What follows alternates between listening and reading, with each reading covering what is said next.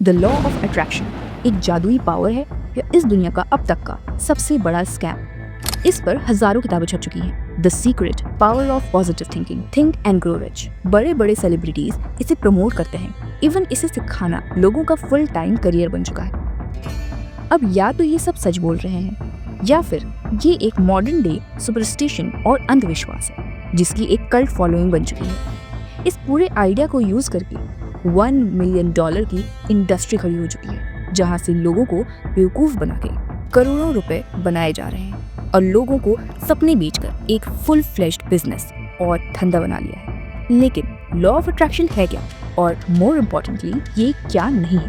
क्या ये एक लॉजिकल और साइंटिफिक तरीका है अपने गोल्स और सपनों को अचीव करने का, या फिर बस ये एक हवा में बातें हैं? अगर ये सच में काम करता है तो आप इसे प्रैक्टिकली कैसे यूज कर सकते हो? वीडियो को एंड तक जरूर देखिए और आपको इन सारे सवालों का जवाब मिल जाएगा जो आपकी पूरी लाइफ और सोच को हमेशा के लिए चेंज कर देंगे लॉ ऑफ अट्रैक्शन को लेकर। फर्स्ट है द मिथ, सेकंड है द साइंस और थर्ड है द रियलिटी, जिसका पार्ट 3 सबसे ज़्यादा इम्पोर्टेंट है, जहां हमने एक 3 स्टेप सीक्रेट शेयर किया है जो आपके बहुत काम आएगा।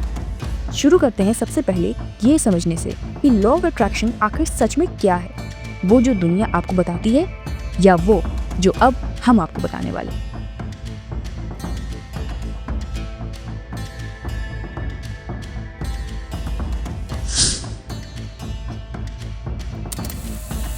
Law of attraction by definition कहता है the law of attraction is a universal principal that states you will attract into your life whatever you focus on. मतलब ये एक यूनिवर्सल प्रिंसिपल है जो कहता है कि आप अपनी लाइफ में वही चीज़ें अट्रैक्ट करोगे जिन पर आप फोकस करते हो। इसका मतलब अगर आप अपने किसी सपने या गोल को अपने दिमाग में विजुअलाइज करते रहोगे तो एक ना एक दिन वो सपना सच हो जाएगा। आप पैसे के बारे में सोचोगे तो आप अमीर हो जाओगे, आप अच्छी हेल्थ के बारे में सोचोगे तो आप फिट हो जाओगे, आप हर दिन एफर्मेशंस या मंत्र पढ़ते जाओगे और जो भी आप बोलोगे वो सच होता जाएगा। अब ऑनेस्टली हम जैसे किसी भी प्रैक्टिकल और रेशनल थिंकिंग वाले पर्सन के लिए इस पर यकीन कर पाना बहुत मुश्किल है। आपने शाहरुख खान का वो डायलॉग तो सुना होगा, अगर किसी चीज़ को पूरे दिल से चाहो तो सारी कायनात तुम्हें उसे मिलाने की साजिश में लग जाती है। ये वही है लॉ ऑफ अट्रैक्शन, अपनी सोच से अपनी पूरी दुनिया क्रिएट कर पाना। इसका नाम आई लॉ ऑफ अट्रैक्शन रखा गया, लेकिन इसके जो रूट्स हैं वो बहुत पुरानी है। बुद्धिज्म में हमें सिखाया जाता है कि कैसे हमारा माइंड एक पावरफुल टूल है जो हमारी पूरी रियलिटी को क्रिएट करता है। अगर हमने अपने माइंड को कंट्रोल कर लिया तो समझ लो हमने अपनी लाइफ को कंट्रोल कर लिया। हिंदुइज्म में हमें सिखाया जाता है कि कैसे हमारे थॉट्स और इंटेंशंस हमारी डेस्टिनी फॉर्म करते हैं। उपनिषद्स में कहा जाता है तत्वमसि, यानी अपने आप को इस यूनिवर्स के साथ एक कर दो, फिर इस यूनिवर्स से जो चाहो वो मांगो, आपको सब मिलेगा। लॉ ऑफ अट्रैक्शन की फाउंडेशन रखी गई थी एंशिएंट इजिप्ट और ग्रीस में, जहाँ हर्मिटिज्म की फिलॉसफी बहुत पॉपुलर हो रही थी। एक किताब थी द केबेलियन जिसमें 7 यूनिवर्सल प्रिंसिपल्स शेयर किए थे, जिसमें से एक प्रिंसिपल था द प्रिंसिपल ऑफ मेंटलिज्म, जो कहता है ऑल इज माइंड। मतलब ये जो पूरा यूनिवर्स है वो एक मेंटल क्रिएशन है। इस प्रिंसिपल से एक फाउंडेशन आइडिया निकला कि हमारा माइंड हमारी लाइफ की रियलिटी को इन्फ्लुएंस कर सकता है, और लॉ ऑफ अट्रैक्शन की पहली वेव यहीं से शुरू हुई थी। 19th सेंचुरी में तो यहाँ से एक न्यू थॉट मूवमेंट की शुरुआत हुई, जहाँ लोगों ने इन एंशिएंट आइडियाज को मॉडर्न कॉन्टेक्स्ट में यूज करना शुरू कर दिया। मेनली 3 लोग थे जो बहुत ही हेवीली इस आइडिया को प्रमोट कर रहे थे, Phineas Quimby, Ralph Waldo Emerson and William Walker Atkinson, जिनका ये मानना था कि माइंड में एक तरह की हीलिंग पावर्स होती हैं और एक पॉजिटिव मेंटल स्टेट से हम अपनी लाइफ को कंप्लीटली चेंज कर सकते हैं। जहाँ फिनियस क्यूम्बी कहते थे कि हर बीमारी की जड़ इंसान का माइंड है, अगर वो अपने माइंड को सही कर ले तो हर बीमारी का इलाज हो सकता है। राल्फ वॉल्डो इमर्सन ने माइंड के इन्फिनिटी पोटेंशियल को बताना शुरू किया। उन्होंने मैनिफेस्टेशन की पावर को दुनिया के सामने रखा, और विलियम वॉकर एटिंगसन वो पहले पर्सन थे जिन्होंने लॉ ऑफ अट्रैक्शन इस वर्ड का यूज किया था। उन्होंने अपनी 1906 की book thought vibration the law of attraction in the thought world में सबसे पहले इसका मेंशन किया था, जहां उन्होंने ये सिखाया कि कैसे हमारे थॉट्स एनर्जीज की तरह अट्रैक्ट करते हैं। 20th सेंचुरी आते आते ये आइडिया और ज़्यादा पॉपुलर होने लगा, खासकर नेपोलियन हिल की book think and grow rich ने और ज़्यादा मेन स्ट्रीम कर दिया, जहाँ उन्होंने डिज़ायर के कॉन्सेप्ट को बताया कि कैसे आप जो दिल से चाहते हो, जो आप डीप डिज़ायर है, वो एक ना एक दिन रियलिटी ज़रूर बन जाता है।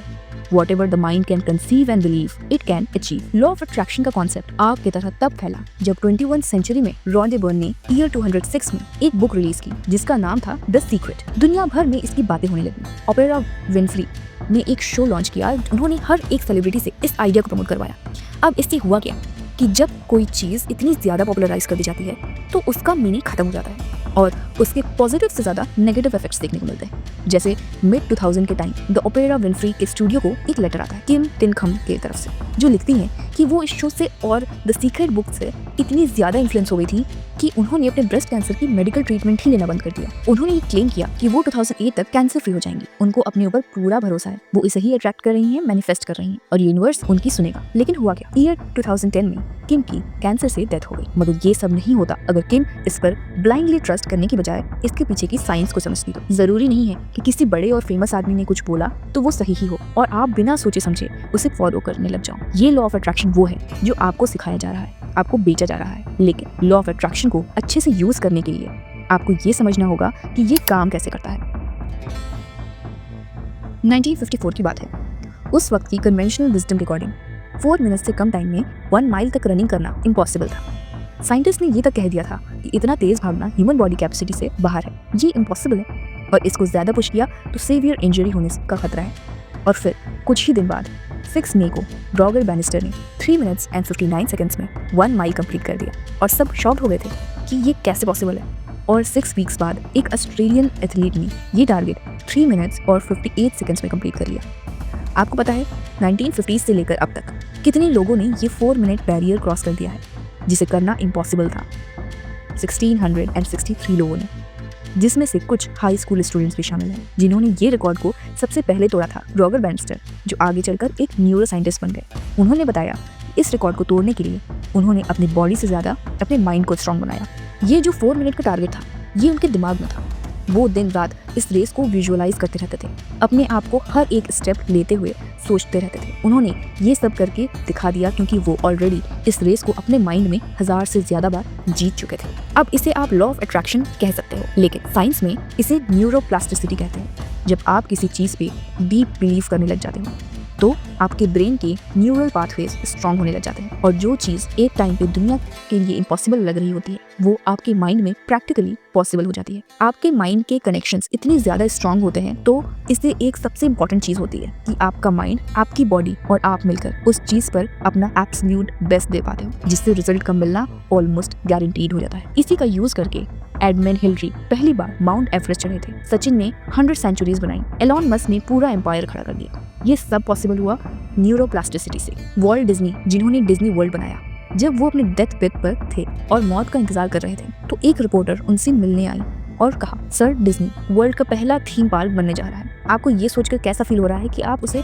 कभी नहीं देख पाएंगे। वॉल्ट डिज्नी ने जवाब दिया, तुम शायद समझे नहीं, अगर मैंने उसे पहले कभी ना देखा होता तो तुम उसे कभी नहीं देख पाते। लॉ ऑफ अट्रैक्शन इसी प्रिंसिपल पर काम करता है। जब आप अपने माइंड में एक पर्टिकुलर टास्क को विजुअलाइज करते हो, उसके बारे में सोचते हो, इमेजिन करते हो, तो इससे आपकी परफॉर्मेंस इंक्रीज होती है और जब परफॉर्मेंस इंक्रीज होती है उससे रिजल्ट्स अच्छे आते हैं। यही रीज़न है एल्बर्ट आइंस्टाइन ने भी कहा था कि imagination is greater than knowledge. इसलिए लॉ ऑफ अट्रैक्शन और कुछ नहीं बल्कि आपकी ब्रेन की न्यूरोप्लास्टिसिटी की एबिलिटी है। इसे आज यूनिवर्स, मैनिफेस्टेशन, एनर्जीज, वाइब्रेशन जैसी भारी भरकम वर्ड से यूज कर रहे हैं। तो लॉ ऑफ अट्रैक्शन से आप सीधा रिजल्ट्स अचीव नहीं कर सकते बल्कि खुद को उन रिजल्ट्स को अचीव करने के लिए काबिल बनाते हो। तो ये कोई जादू मैजिक पावर नहीं, इसको आप प्रैक्टिकली देखो तो आप इसे अट्रैक्शन और एक्शन के साथ से मिलकर बनने वाला फॉर्मूला समझ सकते हो, यानी law of attraction plus law of action.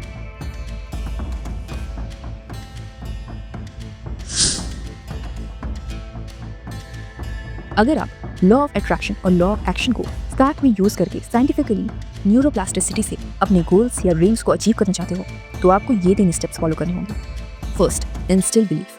सबसे पहले तो आपको लॉ ऑफ अट्रैक्शन का यूज करके कोई भी बीमारी को अपने ट्रीट नहीं कर सकते, ना ही आप मार्स पे जा सकते हो, ना आपके अंदर सुपरमैन वाली पावर्स या शक्ति आ सकती है। यानी कोई भी चीज़ जो प्रैक्टिकली पॉसिबल नहीं है वो आप नहीं कर सकते। लेकिन आप जो भी चेंज करना या फिर जो भी अचीव करने का सोच रहे हो आपको उस पर पूरा पूरा बिलीफ रखना होगा कि आप वो चीज़ अचीव कर सकते हैं। बस वो प्रैक्टिकली पॉसिबल हो तो वो सपना चाहे कितना भी बड़ा क्यों ना हो उसको आप हासिल कर सकते हैं।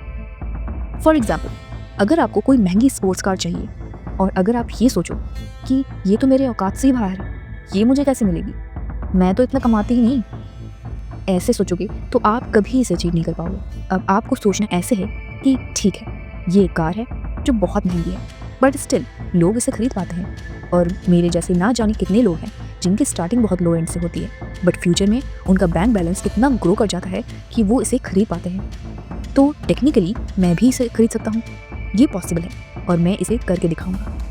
एक रियल, प्रैक्टिकल और बिलीवेबल गोल सेट करने के बाद आपको लेना है next step, feed your brain. Bruce Lee ने खुद को एक लेटर लिखा और हमेशा उसको अपने पर्स में रखा, जिसमें लिखा था माई greatest and only goal. Ranveer Singh actor बनना चाहते थे। जब वो 21 साल के थे तो उन्होंने अपने बेडरूम में एक पोस्टर लगाया। वो यशराज फिल्म की DDLJ का पोस्टर था, जिसमें शाहरुख खान की जगह उनका चेहरा था। वो हर दिन उस फोटो को देखते थे, खुद को अपना गोल, अपना ड्रीम याद कराते थे कि वो क्या बनना चाहते हैं। और 3 साल बाद उन्हें YRF स्टूडियो से अपनी पहली मूवी मिली as a lead actor. Jim Carrey ने खुद को 10 मिलियन का चेक लिख के अपनी पॉकेट में रख दिया था, जिसे वो हर दिन देखते थे। जब आप इस तरीके से अपनी गोल को इमेजिन करते हो, उसके बारे में सोचते हो, विजुअलाइज करते हो, एफर्मेशंस करते हो, खुद को उस गोल से ऑब्सेस कर लेते हो, तो न्यूरोलॉजिकली और साइंटिफिकली आपके ब्रेन के पास कोई ऑप्शन नहीं बचता। आपको हर जगह अपना गोल दिखता है। आपका माइंड उसे अचीव करने के लिए नए नए आइडियाज़ देता है जो पहले कभी भी आपके माइंड में नहीं आया।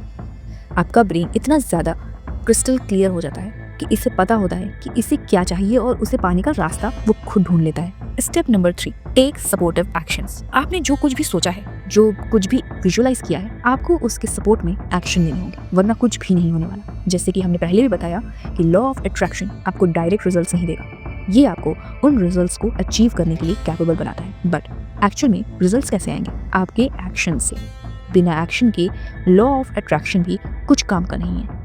आप चाहे कितना भी अपने गोल्स के बारे में सोच लो, विजुअलाइज कर लो या बिलीव कर लो, कुछ भी नहीं होने वाला जब तक अट्रैक्शन एक्शन के बिना है। और अट्रैक्शन में ही छुपा है एक्शन। याद रखिए कि आपके गोल्स सिर्फ लॉ ऑफ अट्रैक्शन से नहीं बल्कि एक्शन से ही पूरे होंगे। लेकिन एक्शंस के लिए अट्रैक्शन का होना ज़रूरी है, क्योंकि अट्रैक्शन से ही आप सही डायरेक्शन में एक्शन ले पाओगे। जब आप इन 3 स्टेप्स को फॉलो करेंगे तब आप अपने गोल्स को अचीव करने के लिए फुल्ली प्रिपेयर्ड होंगे। अगर आपको ये वीडियो पसंद आई तो लाइक करें और चैनल को सब्सक्राइब करें। बेल नोटिफिकेशन ऑन कीजिए ताकि आप अपकमिंग वीडियोस मिस ना कर सकें। Thank you for watching. नमस्ते।